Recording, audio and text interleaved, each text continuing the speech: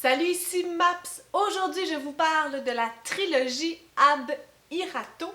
Donc, c'est une trilogie de bande dessinée. Je sais ce que vous dites. Vous êtes comme « Oh my God, ça arrive jamais ».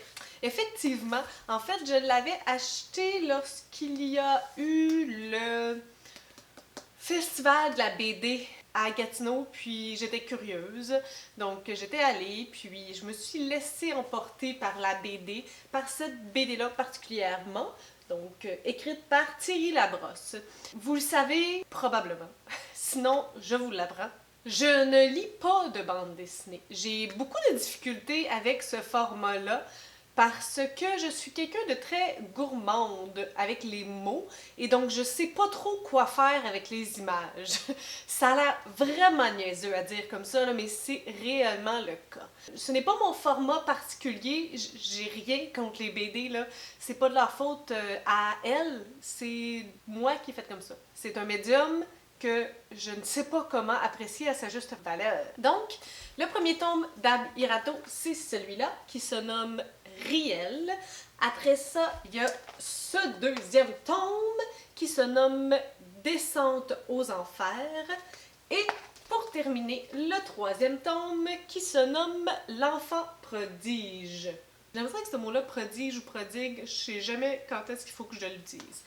Donc, je l'ai lu pendant le readathon, cette trilogie, mais aussi ça correspondait à la catégorie science-fiction que je devais lire avec mon challenge 24 lectures. Et, comble de voleur, je devais lire ceci dans la cuisine. En fait, j'avais la première bande dessinée que j'ai lue dans la cuisine, la deuxième que j'ai lue genre sur ma table de cuisine, puis là, je me suis dit que c'était assez. Mais c'était définitivement un bon choix parce que ça se lit quand même assez rapidement. T'as à peine le temps d'avoir mal aux fesses que la lecture est terminée. Si je vous fais un petit résumé, c'est l'histoire de Riel qui débarque à Montréal. On est en 2111 dans un monde futuriste comme apocalyptique un peu, genre. Il y a la guerre entre les rebelles et les policiers. Puis les rebelles vont prendre des citoyens en otage dans ce premier tome-là. Riel va se faire une petite amie, ben comme pas une blonde, mais comme une amie en arrivant à Montréal. Puis elle va être prise là-bas. Dans le deuxième tome, on va voir ce personnage-là qui a des pouvoirs assez particuliers. Il y a un mystère qui l'entoure, des gens qui la recherchent, donc on va aller un peu ailleurs aussi avec ce personnage-là, toujours avec Riel qui cherche à aider les policiers, à libérer les otages, mais en même temps qui se met un peu tout le temps dans le trouble.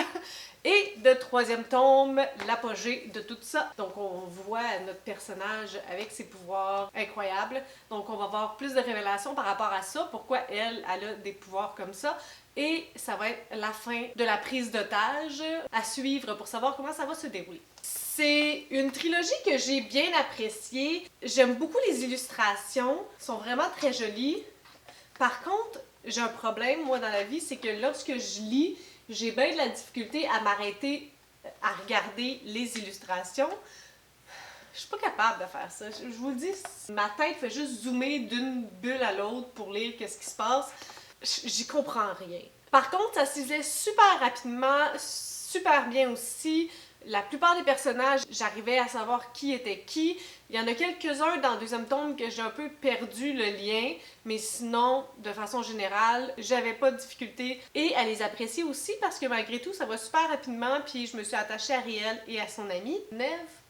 Je sais plus de son nom. Neve. Tout ça pour ça. Dans le premier tome, j'ai eu à quelques reprises des difficultés à lire les mots.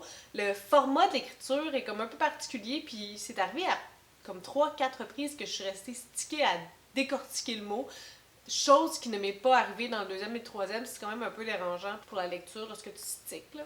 Mais sinon, c'est pas mal ça. Je pense que mon tome préféré, c'est le deuxième. Il y avait beaucoup d'action là-dedans, puis c'était vraiment prenant. Puis à la fin, je trouve que ça me fait un peu penser à X-Men à cause des pouvoirs, puis du volet comme science-fiction fantastique.